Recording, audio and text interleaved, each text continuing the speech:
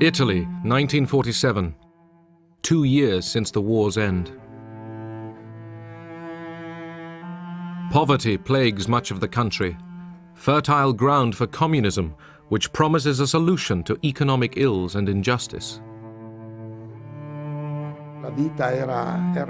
Life was extremely hard. Besides the political tensions, there was always a sense of having to tighten your belt. We were hungry. We were always hungry.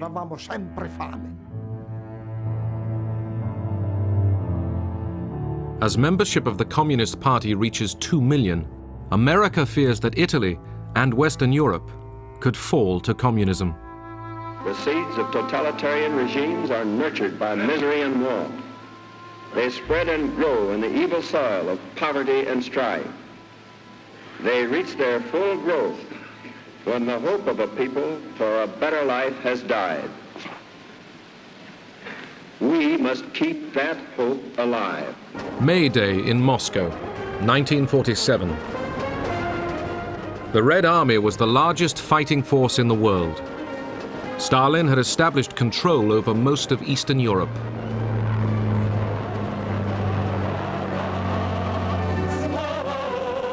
The Soviet Union offered an alternative model for society: public ownership and a centrally planned economy, in contrast to the Western belief in a mixed economy and free trade. There was great alarm at the deteriorating political and economic situation and fear that the domestic communists in Western Europe would become so active and so disruptive that it would lead to economic collapse, which was probably going to happen anyway unless something was done. And this would give an opportunity to the Soviets to extend their influence in Western Europe. In February 1947, a financial crisis forced the British government to tell Washington they were ending aid to Greece and Turkey. The administration feared the Eastern Mediterranean might fall to communism. Truman used this opportunity to take the offensive.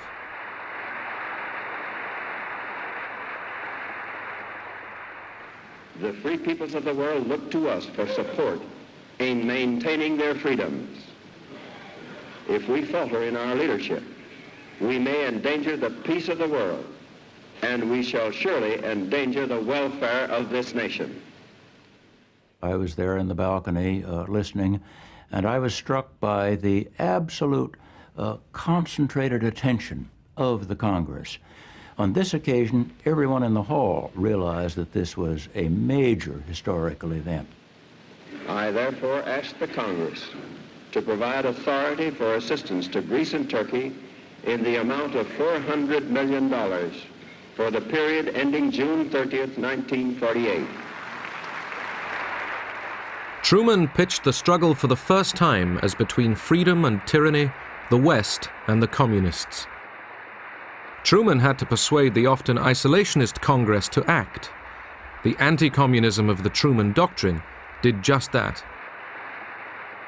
The Truman speech reflected very clearly Truman's own character. He liked to see issues very clearly and to come up with clean-cut answers. After 5.5 years of a war to defeat fascism, Europe was bankrupt. Industry lay in ruins. Homes were in rubble. People struggled to survive.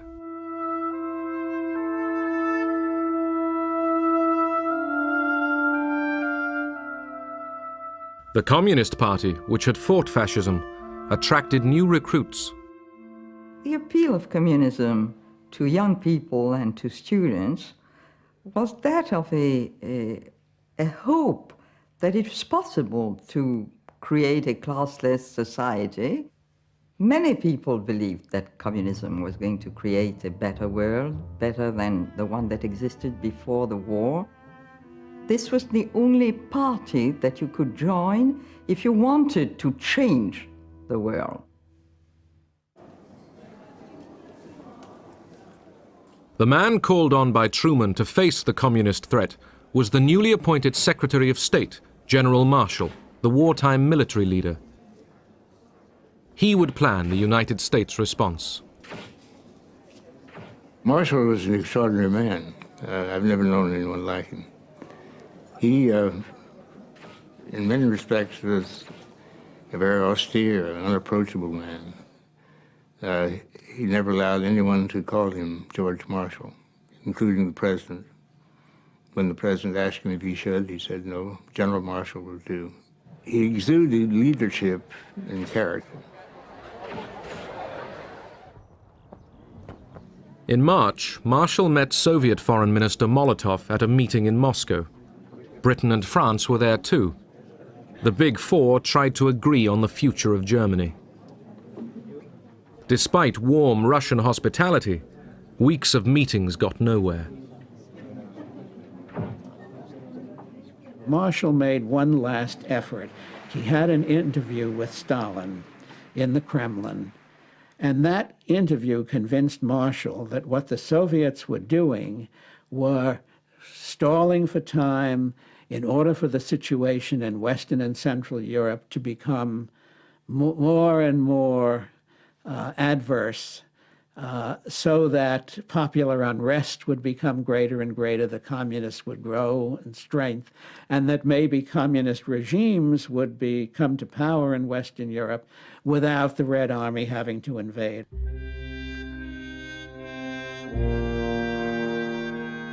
At the heart of Europe's problems lay the question of a defeated Germany. Stalin wanted to keep Germany on its knees, concerned that otherwise it would rise up one day and threaten the Soviet Union again.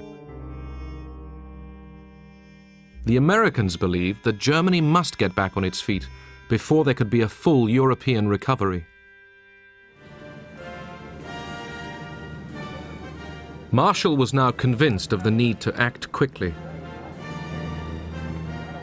On his return from Moscow, he instructed the State Department to begin preparing ideas for a European rescue plan. Billions of dollars would be needed. Would Congress approve this enormous cost? The whole situation is critical in the extreme. We happen to be, very fortunately for ourselves, the strongest nation in the world today, certainly economically. The urgency was such that Marshall rushed forward his plan. There will be requirements in this program. He announced it at an awards ceremony at Harvard University. There were no film cameras present. Marshall proposed aid to Europe on a vast scale and invited the Europeans to respond. Ernest Bevin, the British Foreign Secretary, immediately realized the importance of Marshall's speech. He had always wanted to involve the Americans in European reconstruction. When Marshall made his big speech in Harvard, Bevin seized upon it, and bringing the French in at the same time, welcomed it, and out of that they built up what became the European Recovery Program and the whole recovery of Western Europe. The Soviet economy also desperately needed investment to make up for the ravages of 4 years of war on Russian soil. In theory, the Marshall Plan was open to both East and West, but would Stalin participate? Stalin was always suspicious, and he wasn't keen on it from the very start. He said, "Just you watch it. The situation is quite different from the wartime Lend-Lease American assistance to us. With the Truman Doctrine in place as well, they don't really want to help us. They just want to tear the people's democracies away from our sphere of influence, to win them over, to infiltrate them, to pull them away from the Soviet Union."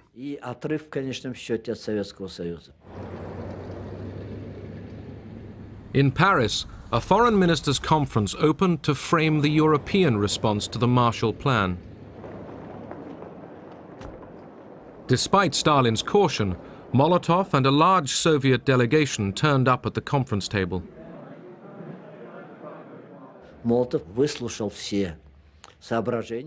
listened to all the reports and proposals, although he felt it was clearly not that straightforward, that the aid would be tied up with certain conditions.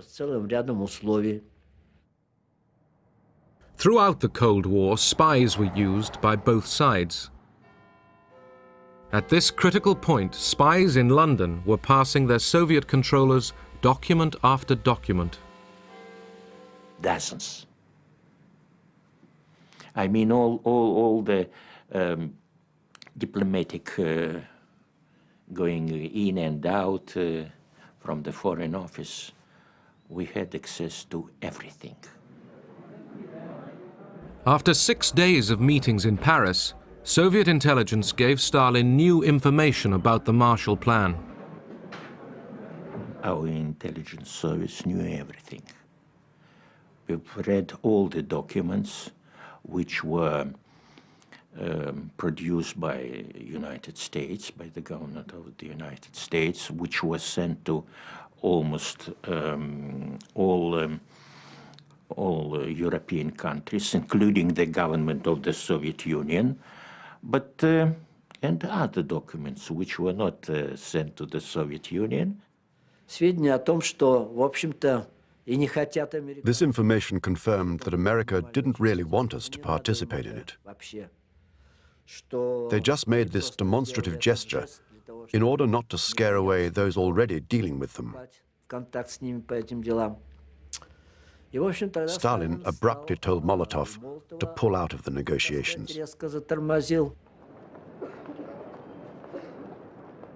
As Molotov left the Paris meeting, he accused the West of dividing Europe into two hostile camps.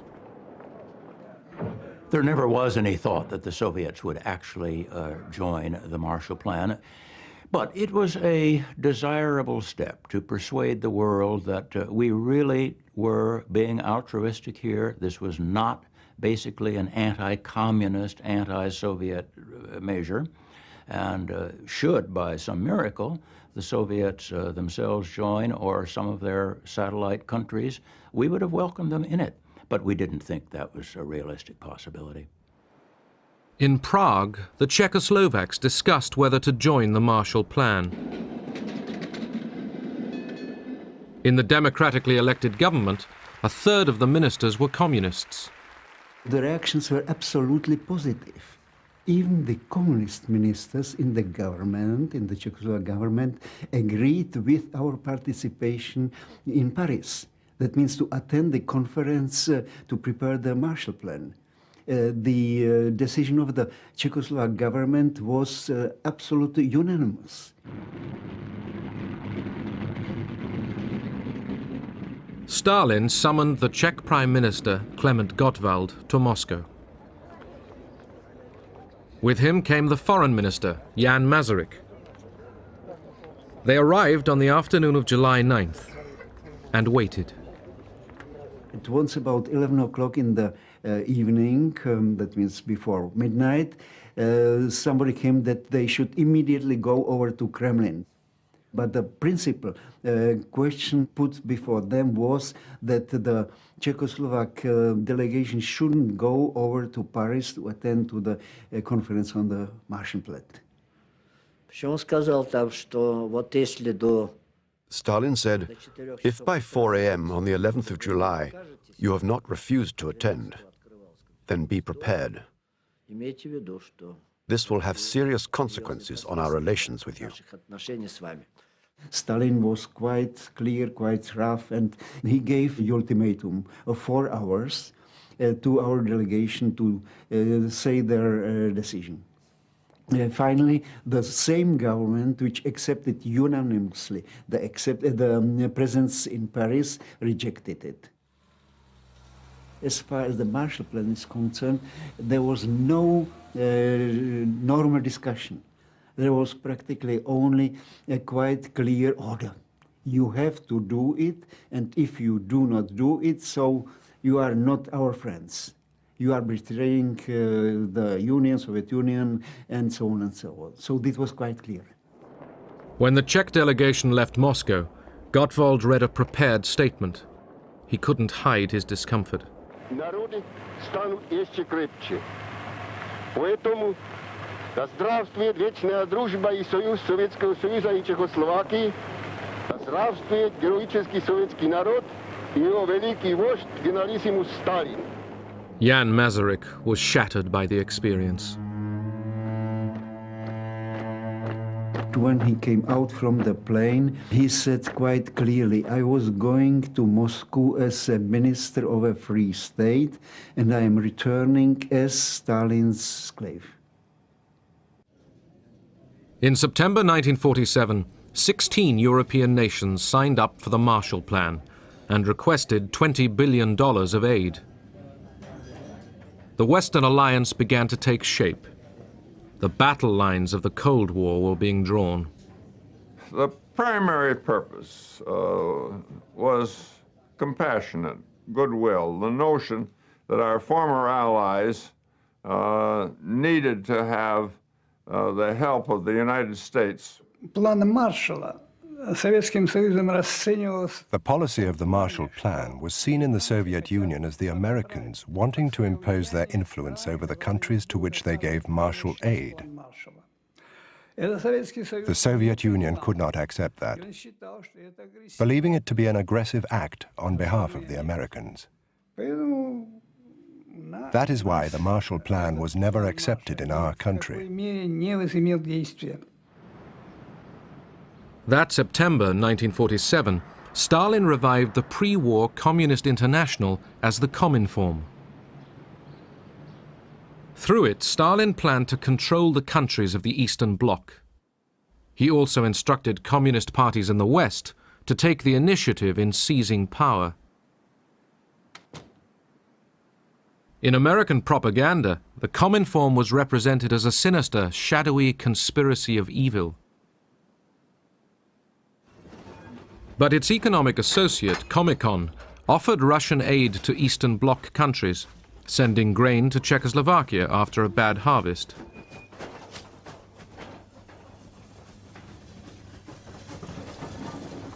Both Cominform and Comecon were a direct response to the Marshall Plan.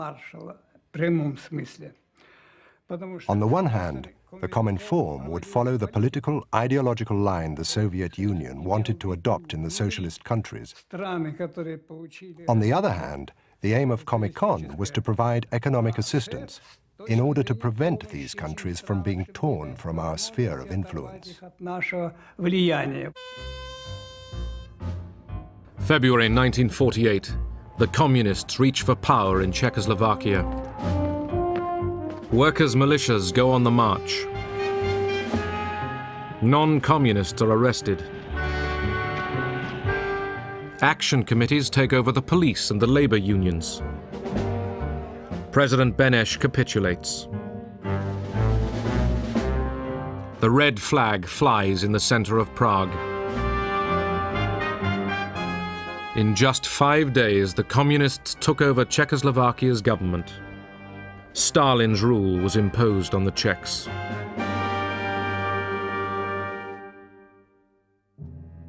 Two weeks later, Jan Masaryk fell to his death from the window of his apartment in Prague. The argument still rages. Did he despair and jump, or was he pushed?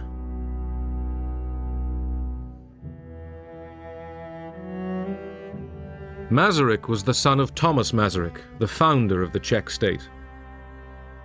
His funeral symbolized the end of a free Czechoslovakia. After the death of the minister, and there were really tens of thousands of people who were coming to say farewell to the minister, the last farewell. They were crying and flowers and so on and so on. But the general persuasion was that there was really the end. We felt it like that, unfortunately. The communist takeover in Prague shocked Washington. There, the case for Marshall aid was still being argued before a partly isolationist Congress. The Soviet Union and its agents have destroyed the independence and democratic character of a whole series of nations in Eastern and Central Europe. It is this ruthless course of action and the clear design to extend it to the remaining free nations of Europe that have brought about the critical situation in Europe today. It was touch and go when both houses of Congress were finally considering the legislation. Then the Czech coup occurred, and that was the final straw, because even the isolationists, or most of them, could see that the Russians were advancing westward with the takeover in Czechoslovakia and so on. So it helped very importantly to pass the legislation. On April 3, 1948, Congress approved $5 billion of Marshall aid. The Marshall Plan was born from the need to feed the hungry and to prevent communism spreading over Europe.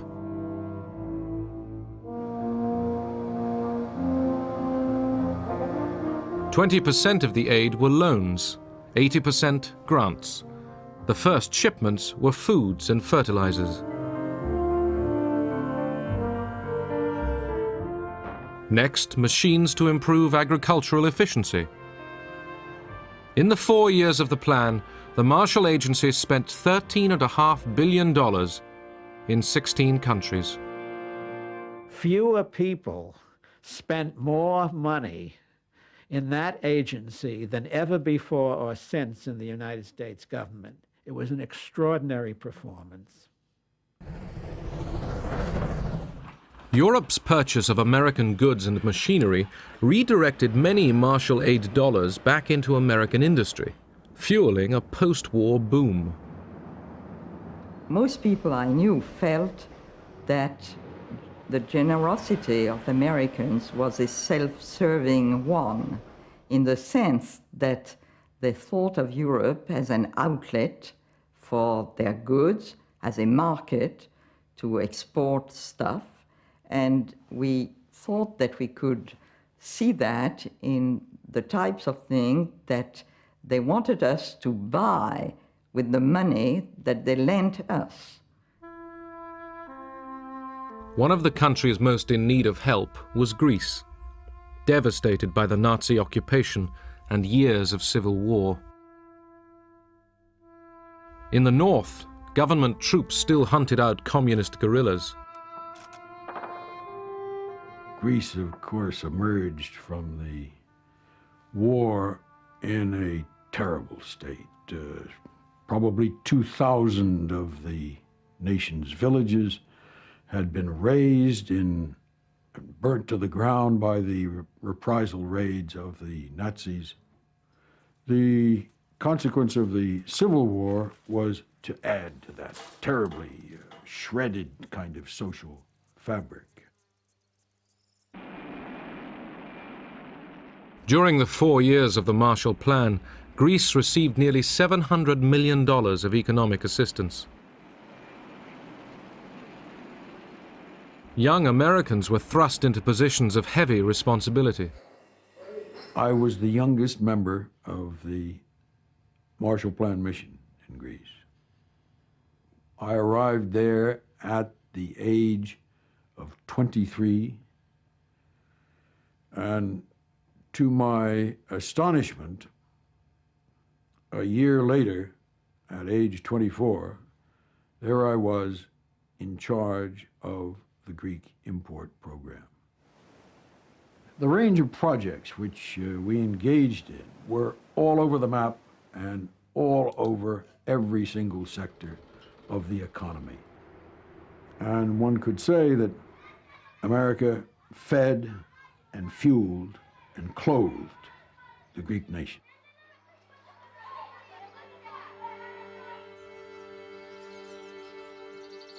In the hill villages of northern Greece emerging from civil war, the Marshall Planners came up with a scheme to meet a local need. During the war and during the Civil War, one of the major elements destroyed was the farm draft animal. One of the decisions was to import that which we were accustomed to, which was the Missouri mule. And the Missouri mule is not only cantankerous, he's big.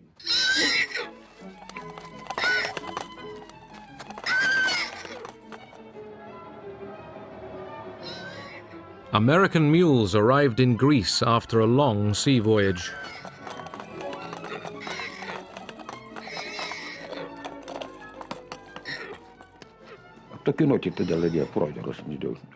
The village leaders informed us about the mules. We went down to the cooperative in Xanthi, and that's where they gave us the mules. The farmers drew lots. You took a piece of paper with the number of the mule written on it. Then you went to the overseer. He looked at your paper and gave the mule with that number to you. And then he said, take it.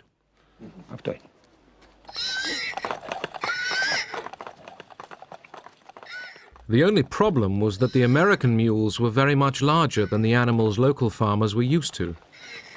The mules were very good. They were a bit wild, but slowly we got them under control. They were fat and big, and we began to use the mules to plow.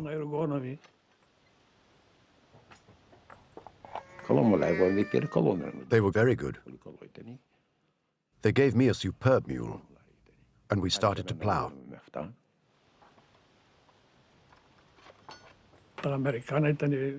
The American mules were best. They were from the stable, well-fed and fat. You could put 200 kilos on them, and they could take it. Our own mules were small. We were very thankful. How could we not be thankful, since we had nothing? Long live America. Industrial Europe faced other problems. France, 1947. Workers at the Renault factory near Paris went on strike. When communist ministers backed them, they were expelled from the government. Several months of disruption followed.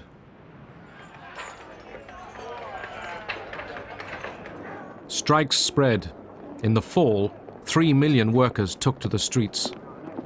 We had a lot of sympathy for the strikers because we felt that they were poorly paid, and we felt that the government wouldn't do anything for them unless they put pressure on the government. Ministers feared civil war. The United States made it clear to Paris that there would be no Marshall aid to French industry until the government had the communist threat under control. Acts of sabotage culminated in the derailing of an express train, causing 20 deaths. The strikers lost popular support. The disruption ended. The French Fourth Republic would now receive Marshall aid, $2.7 billion of it. Yugoslavia had gone communist at the end of the war, without help from Moscow. The Yugoslav leader, Tito, became an ally of Stalin. But it was an uneasy alliance. Tito, in Stalin's view, was acquiring more and more an independent position in various ways, including international affairs. Tito didn't consult or seek advice from Stalin in advance. He was moving further and further away from the socialist direction. The split came in 1948 when Stalin expelled Tito from the Cominform. Following the rift, Tito turned to the West.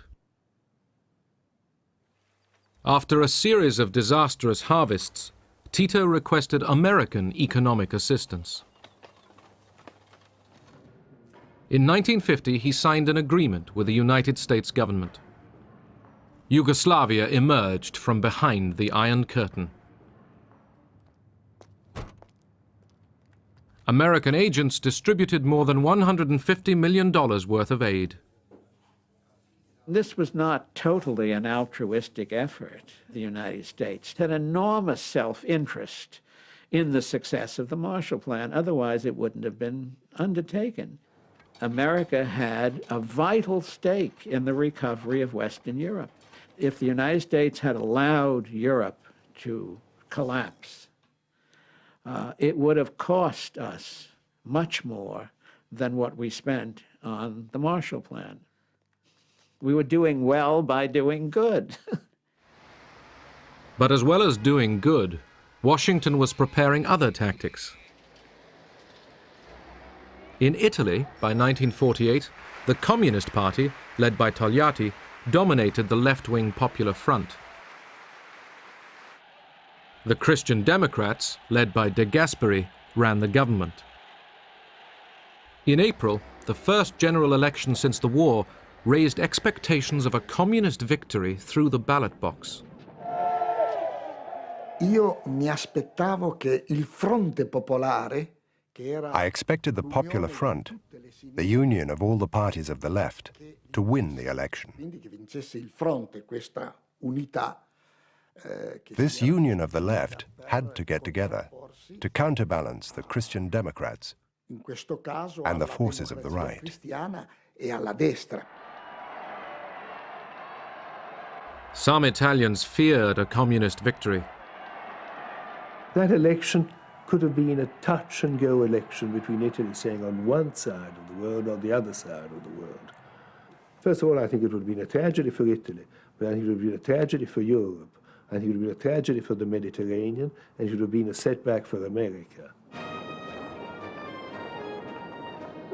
In the United States, a campaign was orchestrated to persuade Italian Americans to write to relatives urging them not to vote communist. 10 million letters were sent. Dear cousin Maria, have you thought what a communist victory would mean for Italy? It would be terrible. Italy would be ruled direct from the Kremlin. Look what happened in Czechoslovakia. You must realize how serious the situation is. You should see what the papers are saying here. Listen to us. I urge you not to vote communist in the elections. Your cousin, Luigi. Fu un'iniziativa molto intelligente perché arrivava direttamente alle famiglie. It was a very intelligent initiative because it got through to the families directly. Mezzo secolo di emigrazione. After half a century of emigration, there were hundreds of thousands of Italian families in America. In America e quindi ricevere So, to receive a letter of encouragement from them, a letter stating that they shouldn't vote for the Communist Party, well, that was very influential. Letter writing was not enough. The newly created CIA decided to take the offensive. What the CIA needed was authority to develop a program of covert action. General Marshall knew that the situation in Italy was critical.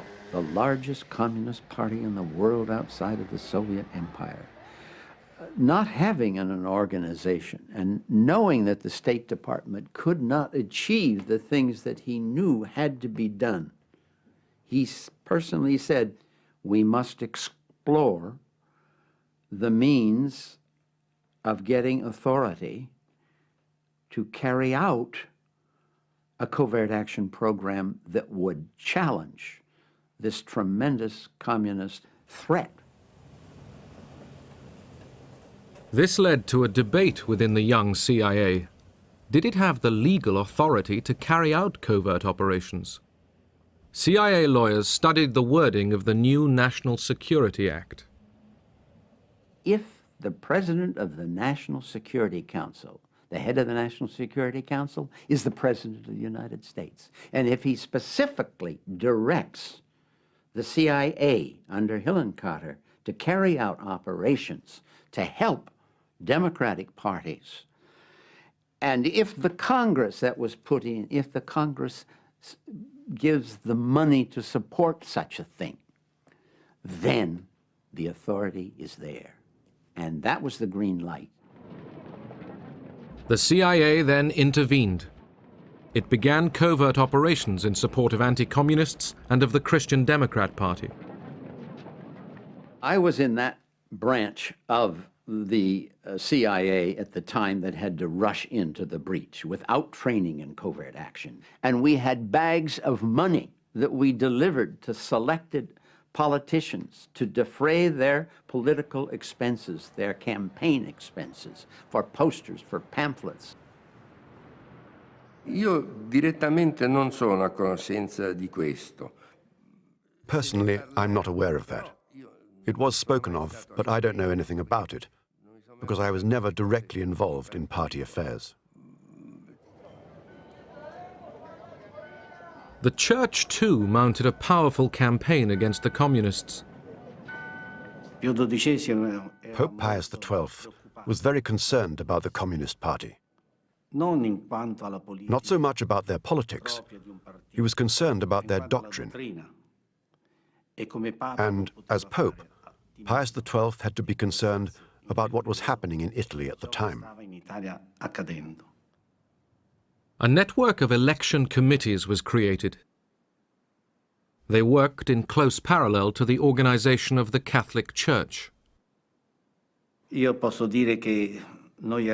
I can say that all the parties envied our electoral structure, and especially the creation of election posters.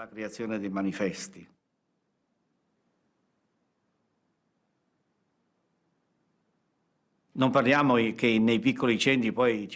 the rural areas, there were no cinemas. It was unthinkable at that time. So we had this idea. We sent some lorries out into towns and villages, and we projected the films at night, electioneering films. When we showed those films, everybody used to rush to the squares where the films were projected. They were always very crowded.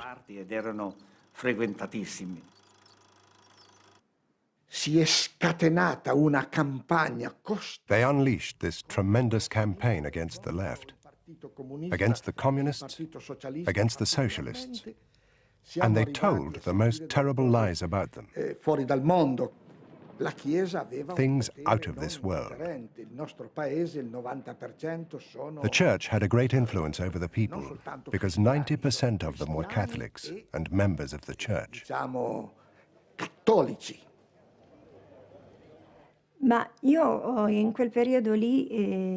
that particular time, I was a practicing Catholic.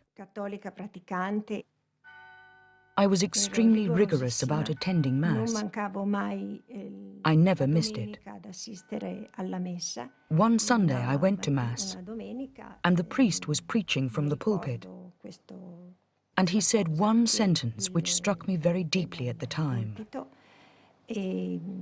I still remember it. He said that the war against the communists was a holy war.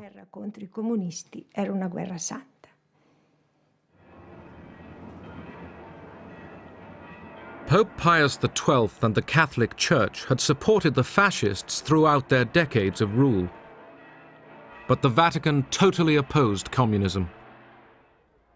Just days before the election, Pius XII excommunicated many members of the Italian Communist Party. When I heard about it, I was terribly upset. To begin with, there was the fact that at the time I was engaged to my fiancé. We were getting married the next year, and this meant we couldn't get married in church.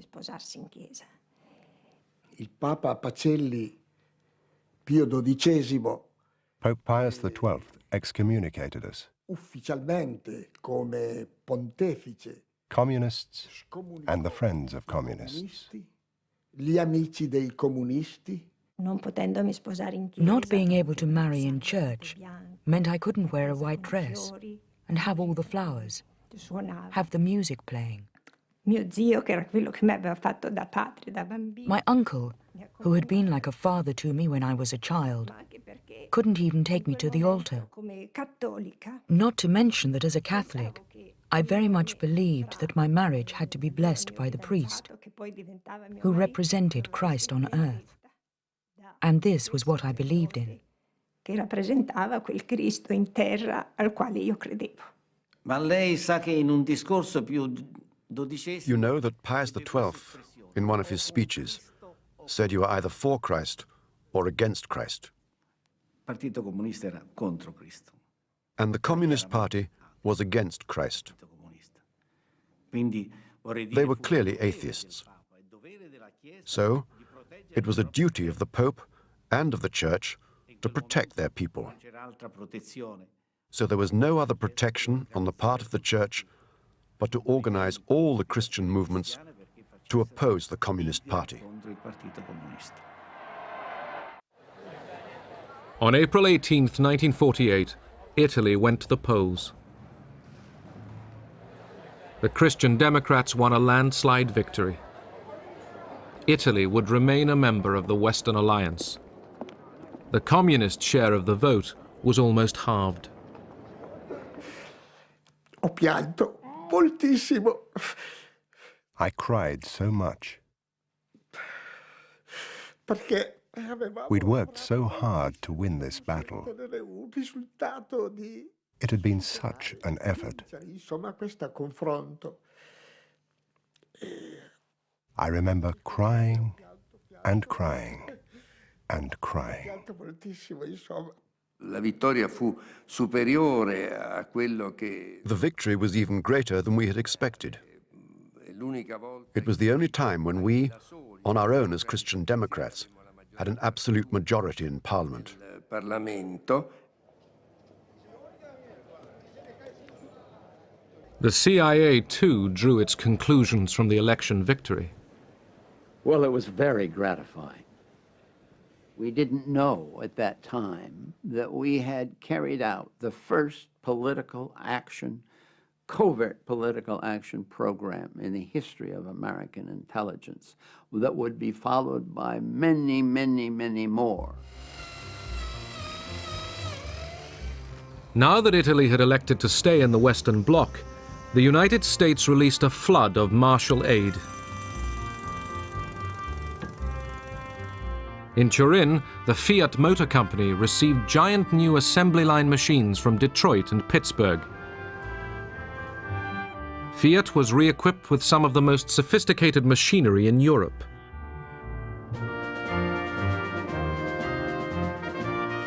Fiat's recovery would fuel the revival of Italian industry. In Europe and in Italy especially, we thought of America as all-powerful.